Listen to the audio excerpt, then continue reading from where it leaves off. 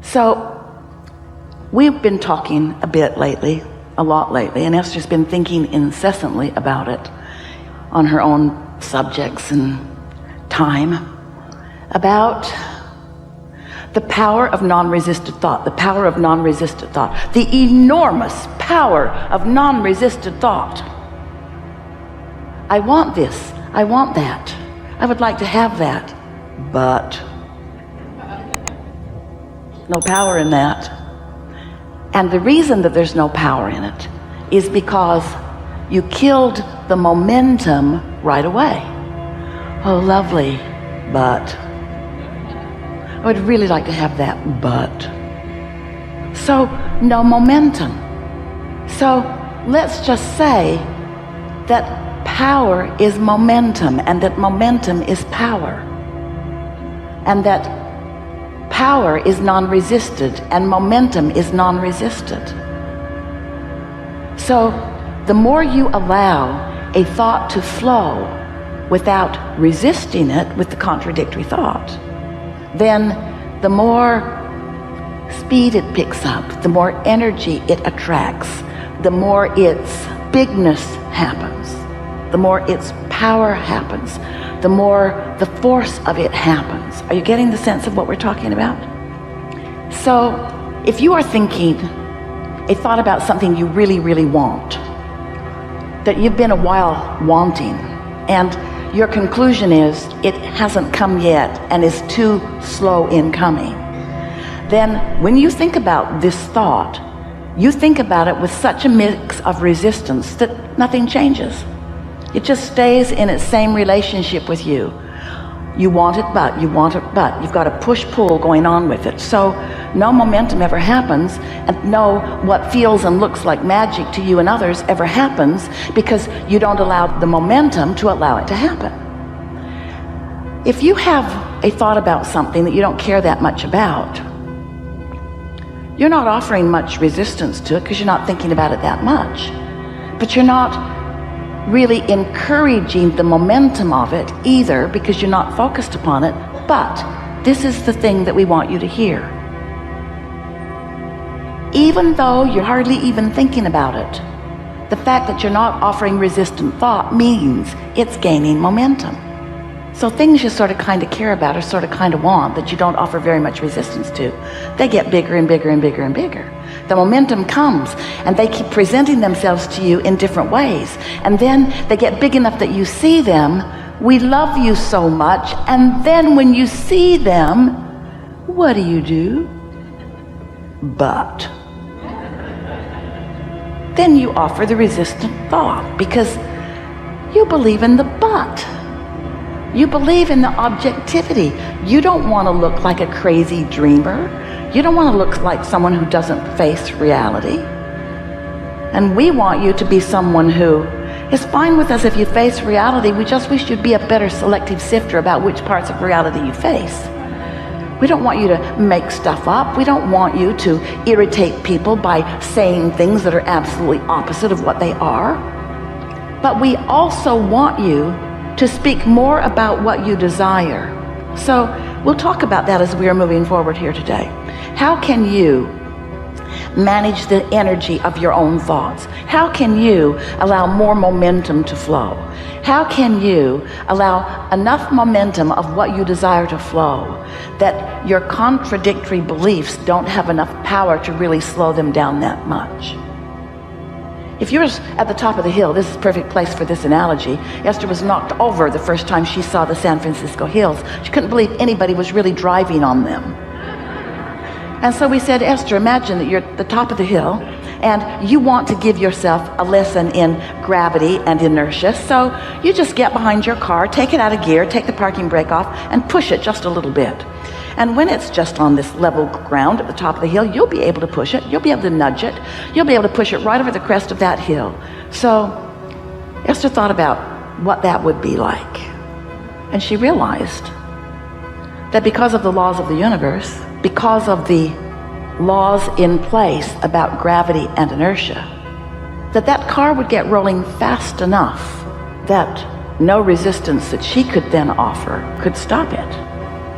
Oh, if she's at the top of the hill and it's just barely beginning to roll, she could step out in front of it and it bumps up against her because not much momentum is moving yet, yes? So she could stop it with her own body. It would hardly hurt at all. But if she waits until that vehicle is at the bottom of the hill, she's standing down there at the bay, oh, here it comes, here it comes, here it comes, no problem, I'll stop it. Here it comes, here it comes, here it comes, here it comes. She's not going to stop that, is she? The momentum of it is going to take her over. So we want you to contemplate your power of non-resistant thought. We want you to stand at the top of the hill and let your thoughts roll in ways that are non-resistant. Now, you do that about a lot of things. You do that about the things you already believe. If you want something and you believe it, then you've got non-resistant thought. That's why you keep living it. Whether you want it or not, if you believe it, there's thought that is in motion that is not being resisted by you. When you really, really, really, really want something and you're not in the way of it, then it's manifesting all over the place, isn't it? But we want you to find a way, and you can do it here today if you want to play with us in this way. We want you to find a way that you can believe what your manifestations or evidence have not yet proved to you. We want you to believe in your extreme ability to attract wealth and prosperity into your experience. We want you to believe in solid relationships that feel good all day, every day. We want you to believe in a physical body that feels good, that's vital and alive and regenerating.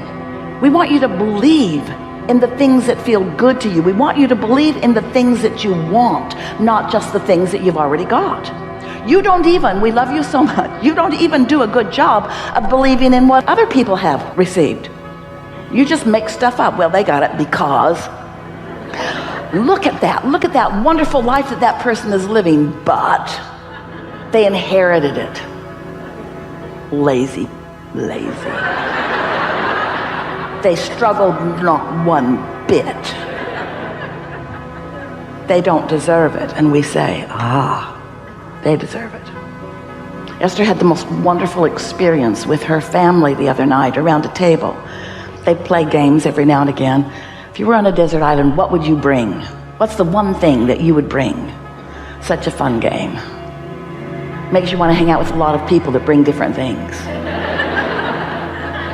Which is kind of what your plan was when you decided to come into this environment. You need to hang out with a lot of people that bring a lot of different things. And as you play with each other collectively, you have a lot to choose from. You benefit each other. And so this particular game, Luke asked for the game, and he said, if you could only have one wish. And then right away he said, and you don't get to wish for infinite wishes. He's played with other adults before. What's your one wish? And they went around the table, and Luke said, I want things to be equal. And everyone went, oh. And Esther said, they already are. Nobody wants to buy that. Because it doesn't look equal. And Esther knew it wasn't the time to explain that source energy is aware of everyone equally and flowing to everyone, and that the abundance is raining down, and that the factor is the letting it in factor, the believing factor, the allowing factor. But here's this young kid, already in his young life, he's decided that things aren't equal because he sees people having different results. And so his assumption is it's in the offering factor. If things aren't equal, then there must be something wrong with whoever is dishing out the stuff. They must be mixed up. They are unfairly offering the abundance to the universe. They're offering it over there and not over there, and they're offering it over there and not over there. Because some people are sick, and some people are well, and some people are happy, and some people are sad, and some people are prosperous, and some people aren't. In other words, there's all kinds of injustice that this very young person is witnessing as he looks around the world, and his logical conclusion is, it's not equal. It's not equal because the manifestations are so varied. It is not equal. And Esther wanted to have 100 hours that she could just sit and softly explain the equality of the law of attraction, the fairness of it, the offering of it to everyone. And Esther knows that it doesn't seem equal if you're in an environment where people are optimistic, and so you just pick that habit up, as compared to somebody who's in an environment where people are very pessimistic and you pick that up. Esther gets it, that different people are having different exposure to life. But she wants so much for everyone to understand that there is this power of the universe that is available to everyone. And it's a power that as you pay attention to how you feel, you can feel your in this moment allowance and utilization of it, or you can feel your pinching offiness of it. You can feel it. And so all day, every day, Esther and those like her, you guys, are having exposure to life that's letting you know. When something comes into your experience, notice the vibrational quality of it. And by that we mean, pay attention to the way that you've been feeling about that. There are two ways to know what you're creating in your experience. Two ways. One is wait till it manifests and then you look at it and say, yeah, that's about right. Or feel it before it manifests and then decide whether to encourage the feeling further or whether to choose something that feels differently. Because there is a momentum in every thought, and the things that you are thinking about are coming to you, whether you want them or not. You are powerful creators. You just have an abundance and a non-physical energy and a well-being stream and source energy who has been here and been here and been here, who is being here and being here and being here, who is on your side, who is promoting the things that you care about. But this law of attraction is an across-the-board, very even deal, where you get what you think about whether you want it or not. But you don't get what you think about whether you want it or not without knowing the direction of it. In other words, you can tell by the way you feel, because your inner being is source energy and thinking about the things that you are thinking about, and has a very clear perspective. When you say you want something, your inner being thinks, yes, yes, absolutely yes. And when you think, I want that, and then you are thinking, but, now there's a difference between your yes thought from your inner being's point of view and your but thought from your point of view, and that's what equals the contradiction in energy, which is the reason that you feel the way you feel. So if you will just make a decision that you care about how you feel. Esther had an experience lately where she made a decision about something, let someone in her life up close pretty good, felt weird right from the beginning. And instead of following her guidance, she overrode her guidance by wanting to give that person the benefit of the doubt. Because that's what good humans do. And then it got bigger and bigger and bigger and bigger and bigger and bigger and bigger and bigger and bigger and bigger and bigger and bigger. And then she said, I knew it then, I knew it then, I knew it then, I knew it then, I knew it then, I knew it then, I knew it then. I really know it now. I really, really, really know it now. I really, really, really know it now. And we don't want any of you to beat up on that. We just want you to start paying attention to what you knew and how it turned out, how you felt and how it turned out. We want you to start guiding yourself in the direction of what you want, not controlling others, controlling your own vibration and therefore controlling your own impulses. You are under the influence of source energy or something else in every moment of every day. And when you are under the influence of source energy, you feel clear-minded and sure-footed. And when you're under the influence of something else, oh, there's impulse. In other words, we get it that you might feel a desire to help out. We get it that you might be inspired by something other than source energy, because every thought that's ever been thought still exists. And the law of attraction has gathered those thoughts into rivers and streams and currents that you can step into and have a pretty good ride on. We get it. We just want you to be more selfish and therefore more aware of the vibrational variance, the possible vibrational variance, the probable vibrational variance, the usual vibrational variance between what your inner being is thinking about, whatever you're thinking about, and the way you're thinking about it.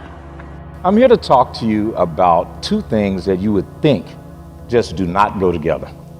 Those two things are emotional intelligence and the laws of attraction.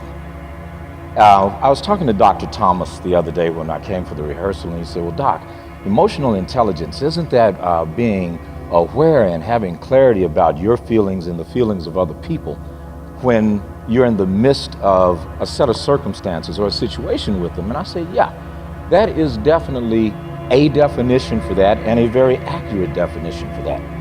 But the truth about emotional intelligence goes far beyond having just clarity about people.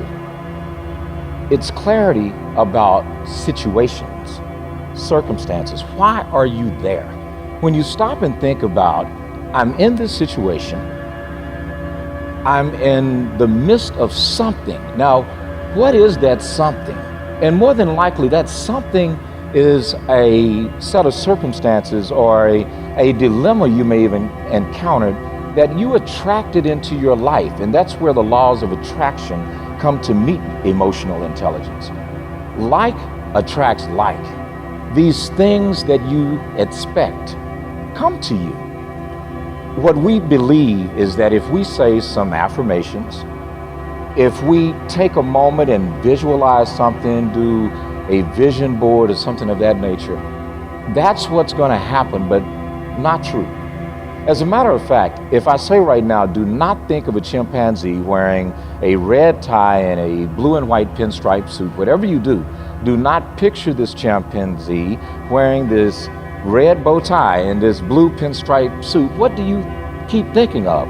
The very thing that I told you don't think about, because that is where you are putting your emotion, that energy plus motion. And the more emotion you pour into anything, the more of that thing you receive. In other words, you can say one thing and do another.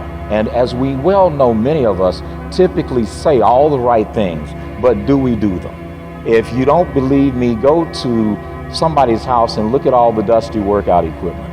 Look at all the diets that they tried. Go to a gym and look at the people that signed up that are no longer coming, because what we have done is we've taken the laws of attraction and misapplied them. We don't take serious the things that we feel we deserve enough in order for them to manifest into our lives. And how do you stop that? Real simple. Monitor what you feel. What you constantly think about, that is exactly what you get.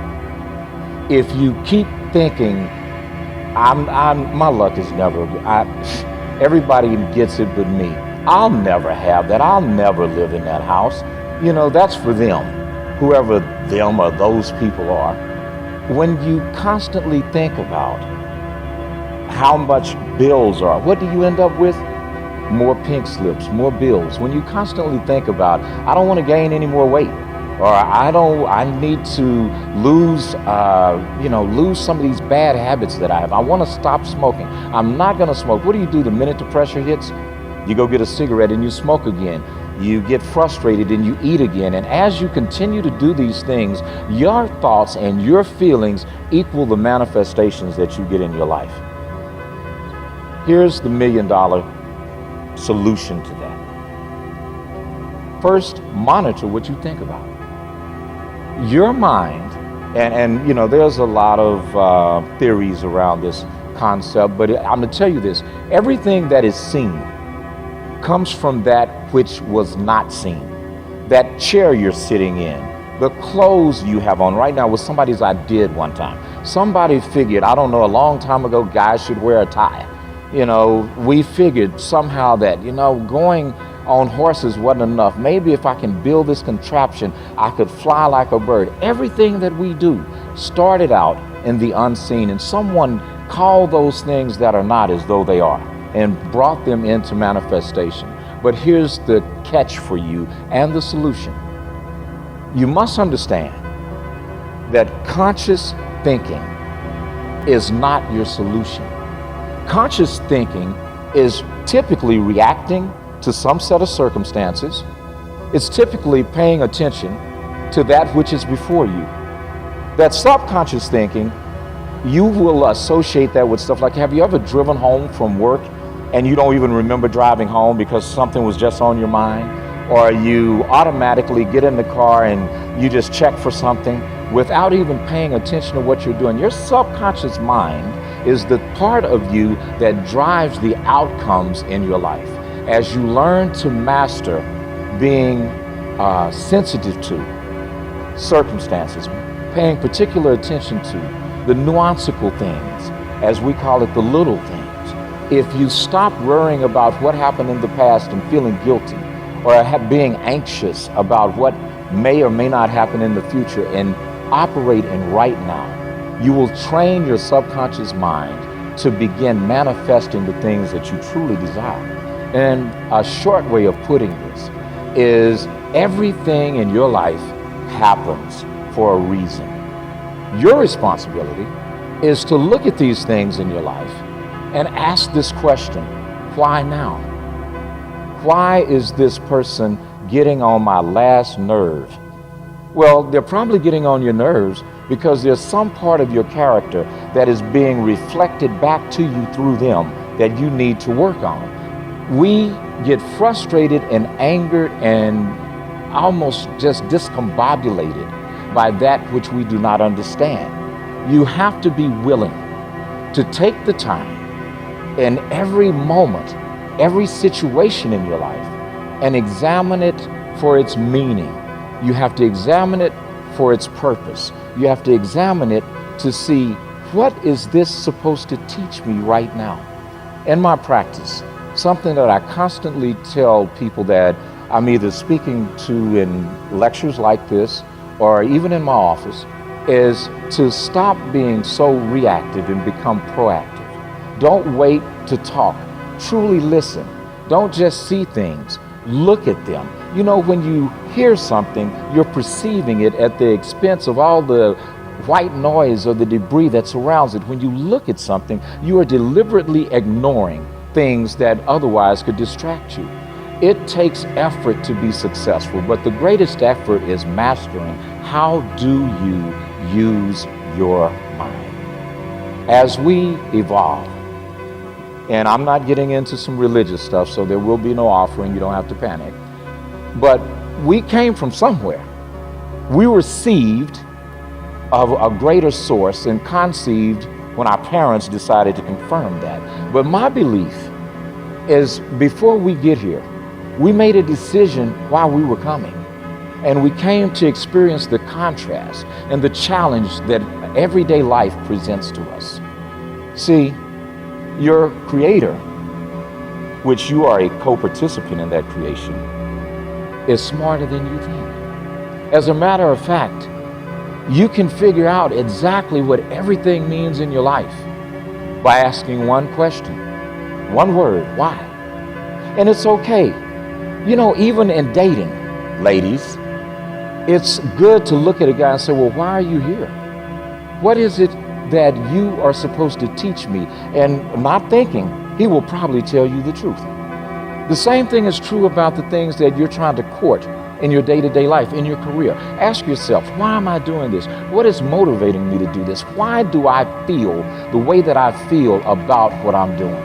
And you know, you do not have to wait for an answer. You can get an answer if you shut everything down, get in a quiet space, and simply meditate. And I don't mean lotus position going, What I do mean is taking the time to be quiet, to be still, to allow your circumstances to speak to you in such a way that it resonates at the core. You remember I said emotion. It's kind of like that Geiger counter when you're looking around for a metal object, and the further away you get, the further away the chirps get, but the closer you get, the closer those chirps get. And the way that you can parallel that to your spirit speaking to you is, the better you feel about it, the more you should do it. And if it doesn't make sense to anyone but you, all the better. Accept the facts, but never, ever confuse the facts with the truth. Seek the greater truth. You know, anything that anyone has ever done that has required more caused that individual to confront themselves. They confronted their fears. They confronted other people. They confronted confronted culture and had to make a decision that, you know what, you said I can't, the system says I can't, but something inside me says what? I can. And when you seek the greater truth, you get into direct alignment for that very moment, that very reason, that purpose that causes your emotional intelligence and the laws of attraction to become one. As they become one, you will find this sense of passion resonating, causing and stirring up something inside of you. As that passion is stirred up, your purpose then just comes forth. You know, there's this thing, if you ever watch a football game, you don't see the guy sit there and wait on the ball to come, and you don't see the quarterback throw it after the guy's downfield. Right when he snaps the ball and that receiver takes off, that ball is in the air. Sometimes you have to run on faith. You have to run not seeing the outcome, but just knowing that there will be the result that you desire. And as you feel, as you believe, you will receive, because after all, that which you seek, ladies and gentlemen, that which you desire, that which you long for, is equally seeking you. Have a great day. You know, I went through how the conscious mind works, how the subconscious, and how the body is an expression of the mind. And as you go through that, if you go through it a few times, you're going to see, yeah, that's exactly what happens. Now, I want you to think of this for a moment. When you impress an idea upon your subconscious mind, that alters the vibration of this instrument we call our body. See, our body is a molecular structure. Really what it is. It's a mass of energy in a very high speed of vibration. Now, we invented a word to describe our conscious awareness of vibration, and that word is feeling. If you ask a person, you know, how are you today? They'll say, well, I'm feeling fine, or I don't feel that good, I feel great. You never hear a person say, oh, I'm consciously aware of being emotionally involved with a negative idea, so therefore I've moved into a negative vibration. But that's exactly what happens. So, you see, as we start to understand this, and we become aware that we're not feeling too good, we can change it. Now, it takes a little training, but you can do it. We are really in charge of how we feel. Now, we let other people upset us, but we don't have to let other people upset us. We don't need to react to them. We can respond. We can listen to what they're saying, and they say, well, you're entitled to your opinion, but that's just not what I'm like. And we can hold our own idea of ourselves. You see, it's important that we grasp how the mind works and that we understand the relationship of the body to the mind and the mind to the body. Now, it's our results that we want to change. Now, our results could be in our physical body. It may want to be, you may want to cast off a few pounds. You may want to put on a couple of pounds. You may want to have a little higher energy. See, all the energy there ever was or ever will be is 100% evenly present in all places at the same time. Everything's energy. You know, you'll hear people say, where does he get all the energy? Where does she get all the... Nobody gets energy. Everybody releases energy. Desire is the triggering mechanism to, lets the energy flow. Now, let's go back and have a quick review. Here you've got the little stick person here. There you've got the conscious mind, and remember, you have the sensory factors hooked up to the conscious mind. And then you have the subconscious mind, and then you have the body. Now, the conscious mind has the ability to choose thoughts. Those thoughts turn into pictures. We turn the pictures over to the subconscious mind, and then the subconscious mind expresses the action. All right? Now, what is the problem? Remember, we said the subconscious mind had no ability to reject. We said the subconscious mind cannot differentiate between what's real and what's imagined. How did we arrive on the scene? I'll tell you. When you arrived on the scene, you did not have any conscious faculties developed. The sensory factors weren't even developed. This is how you arrived. That's called the little life. That's the baby. No conscious mind. So there's the subconscious mind. It's wide open. You can put anything in it. You see, your subconscious mind is programmed genetically. That's why we look like our relatives. It's built right into the genes at birth. But then we're programmed environmentally. Carl Mendinger from the Mendinger Foundation in Topeka one time said, environment is more important than heredity. Why do you think you speak the language you speak? You speak that language because you were surrounded by people that speak that language in your little life. And the language just went right into the subconscious mind. If you grew up in a home that was bilingual, you learned both languages. I had an associate over in Kuala Lumpur, had a little boy, he spoke 4 languages at 4 years of age. And you'd look at that and you'd say, my gosh. No. The baby was programmed. Why do you like the food you like? It's programming. That's right. Now, let's stop and think about the environment we were raised in. Here's the baby, and look at the ideas and the thoughts and the concepts that are going on around that baby are going right into that baby's subconscious mind. Now, through repetition, over and over and over again, and remember, the baby's getting it all day, all week, every week, all month, every month, all year, and this goes on for 4 or 5 years. And the baby reaches the age of 4 or 5 where they can start to think. That baby's programmed. That baby is programmed to think like the people it had been surrounded by. If the people that surrounded that baby had gone right through school, the baby will probably grow up and go right through school. If the people that were surrounding that baby always lived in hard times, never had any money, always in debt, that's probably how that baby's going to grow up. Well, this is bizarre, but this is how it happens. It's how it happens for me. I was raised during a depression. We didn't have any money. There was always talk about no money. You should be satisfied with what you've got. Well, that's not true. You should never be satisfied with what you've got. You should be happy with what you've got.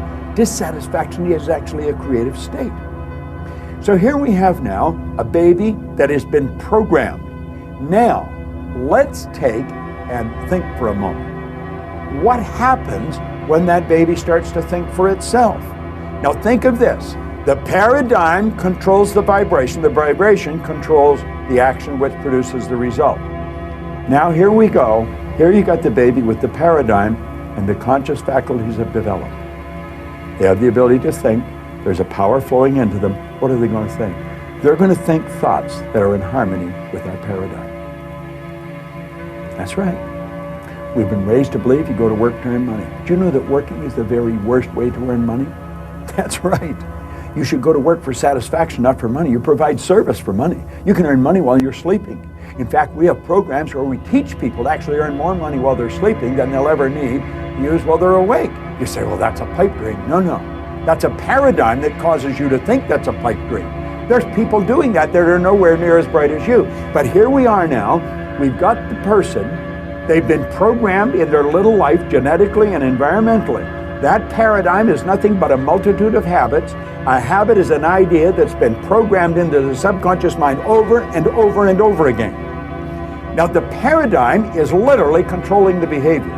Consciously, you can think of one thing, but subconsciously, the other idea will be controlling you. See, we can sit down and we can read these self-help books, we can listen to the recordings, and you say, yeah, well, I can do that. That makes sense. That's logical. But then we can't do it. Why? Now think of this for a moment. I want you to imagine that you're going to accept an idea right now to turn your annual income to a monthly income. You say, well, I'd like that. But will you do it? Probably not. Your paradigm will stop you. See, your paradigm literally controls the results. Now, let's think of how the paradigm was formed. The paradigm was formed through repetition. The idea is being planted in your subconscious mind. Now, understand, your paradigm dictates your logic. Your paradigm controls how you utilize your time. Your paradigm controls your perception of situations. Your paradigm controls your effectiveness. Your paradigm controls the amount of money you earn. If you want to change your life, you must change your paradigm. You see, to most people, it's illogical that they could take and turn their annual income to a monthly income. But if you follow our teachings, we'll show you exactly how to do that.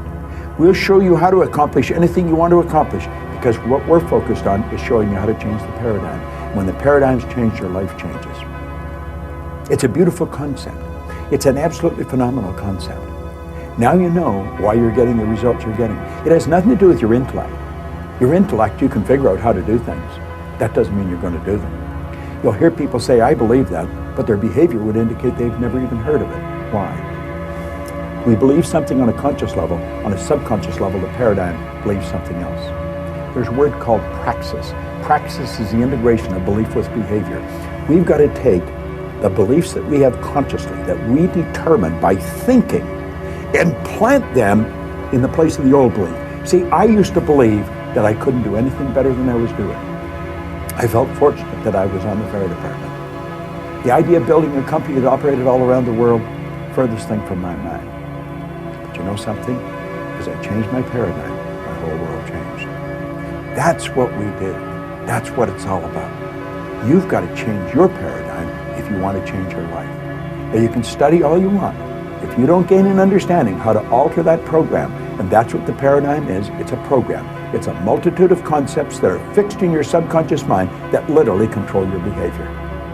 It's a beautiful concept to understand. It's a terrible one if you don't understand it, because it literally controls your life. Why do you think most people go right through their life and keep getting the same results year after year after year? Well, it's just the way it is, and they don't know. We should be taught this in school, but we're not. How was the paradigm formed? Through the repetition of information. How's the paradigm changed? Repetition of information.